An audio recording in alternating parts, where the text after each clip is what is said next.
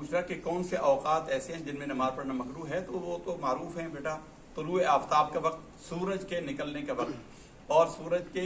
یعنی عین زوال کا وقت، یعنی بالکل سینٹر میں جب آ جائے نصف النہار پہ اس وقت، اور غروب آفتاب کے وقت۔ یہ اوقات وہ ہیں جن میں حضور نے فرمایا کہ یہ شیطان کی سینگوں کے درمیان سورج ہوتا ہے، یہ شیطان کی عبادت کا وقت ہوتا ہے، اس لیے ان اوقات میں نماز نہ پڑھی جائے۔ لیکن اگر کسی کی نماز جا رہی ہے اور وہ 5 منٹ ہی رہتے ہیں فجر میں، تو بھی اس وقت وہ نماز پڑھ لے، یعنی سورج کے طلوع ہونے سے پہلے پہلے اس نے سلام پھیر لیا تو نماز اس کی ہو جائے گی، لیکن مکروہ ہے،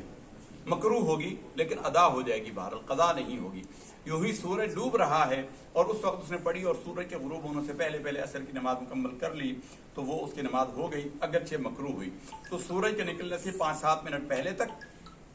اور غروب ہونے سے 5-7 منٹ پہلے تک نماز کا پڑھنا مکروہ ہے، اور سورج نکلنے کے 10 منٹ بعد تک 20 منٹ علماء نے احتیاطی بیان کیے ہیں، 20 منٹ بعد تک نماز نہ پڑھے، 20 منٹ کے بعد جو چاہے نماز پڑھ لے۔ ویسے 10 منٹ اس کا صحیح وقت ہے کہ نماز کے سورج کے نکلنے کے 10 منٹ بعد تک تو مطلقاً منع ہے، اور اس کے بعد 10 منٹ احتیاطی ہیں، 20 منٹ کے بعد باقی نمازیں پڑھی جا سکتی ہیں۔ مجھے صاحب ایک بات میں بھی کرنا چاہ رہا ہوں، آپ کریں۔ 5:30 بجے اٹھتا ہوں میں نماز کے لیے، مسجد سے جاتے ہیں 5:30 بجے جماعت، تو کبھی میں آنکھ لگ جائے نا ہماری تو 5:45 بجے جاتا ہوں، تو 6 بجے کر کے تو مجھے قاری بولتا ہے کہ نماز نہیں پڑھ 6 قریب۔ ہاں، وہ اصل میں اس وقت سورج خاص نکلنے کا وقت ہوتا ہے، اس وقت پڑھنا منع ہے۔ خاص سورج کے نکلتے ہوئے جب بالکل سورج کے طلوع کا وقت ہو گیا، کیلنڈروں میں آ گئے ہیں وقت، اب اس وقت نماز کا پڑھنا منع ہے۔ نماز کے علاوہ اگر کہکا نکل جائے تو وضو ٹوٹتا ہے؟ خارج نماز قہقہہ لگنے سے وضو نہیں ٹوٹتا، خارج نماز قہقہہ لگنے سے، یہ بھی ہمارے احناف کے اندر ہے۔ شوافی کے ہاں تو قہقہہ لگنے سے وضو نہیں ٹوٹتا۔ ہمارے نبی صلی اللہ علیہ وسلم سے ایک حدیث ہے، اگرچہ اس کی سند ضعیف ہے، اور یہ ہمارے امام صاحب کی احتیاط ہے کہ حدیث ضعیف بھی ہو تو اس پر عمل کرتے ہیں۔ تو ایک صاحب کی نماز کے دوران ہنسی نکل گئی تو رسول اللہ صلی اللہ علیہ وسلم نے فرمایا کہ جا تو وضو کر کے اور دوبارہ نماز پڑھ۔ تو اس سے پھر علماء نے یہ مسئلہ لیا ہے، اور احتیاط اسی میں ہے کہ جب نماز بھی ٹوٹ گئی تو وضو بھی دوبارہ کر لے، اس سے نماز کا جو اہمیت ہے اور وقار ہے وہ قائم رہتا ہے۔ یہ تہجد کا جو ٹائم ہے، مطلب جیسے جس وقت روزہ بند کرتے ہیں، مطلب جو اس میں آتا ہے جو فجر کا ٹائم، مطلب 6:45 جیسے یہ 5:45، تو اگر مطلب اس میں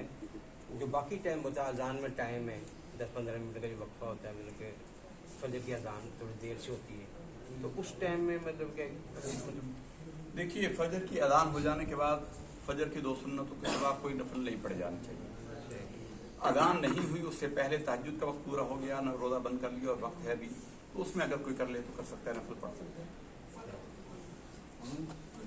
آپ نے فرمایا 3 دفعہ تھا،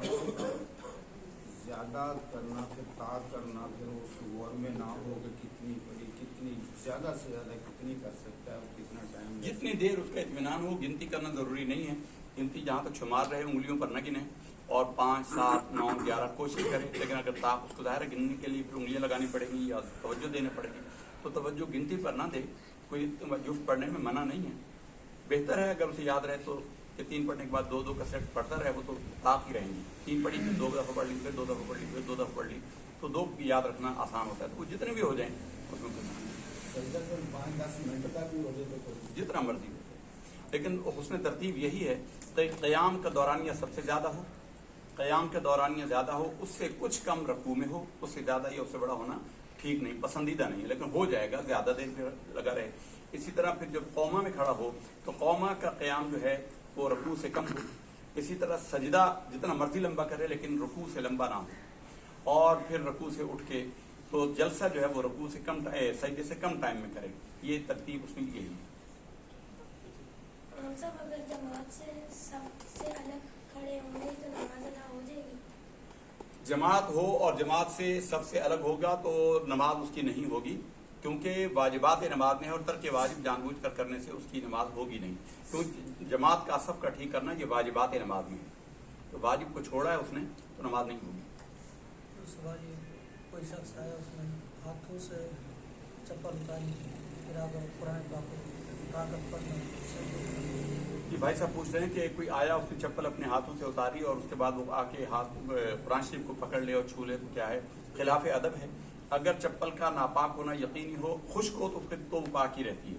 اگر چپل خشک ہے تو پاک ہی شمار ہوگی، لیکن منافی ادب ہے، بہتر ہے کہ وہ ہاتھ دھو لے. اور خدا نخواستہ چپل گیلی ہے تو پھر تو لازماً اسے ہاتھ دھونا ہوں گے، اور اگر نہیں دھوئے گا تو گناہگار ہوگا، بے ادب ہوگا. ناپاکی کو چھونے سے وضو نہیں ٹوٹتا اس کا، لیکن ہاتھ ناپاک ہو جاتے ہیں تو ہاتھ اسے دھونا پڑے گا. ٹھیک ہے جی، صلاۃ و سلام کرنا. چلو.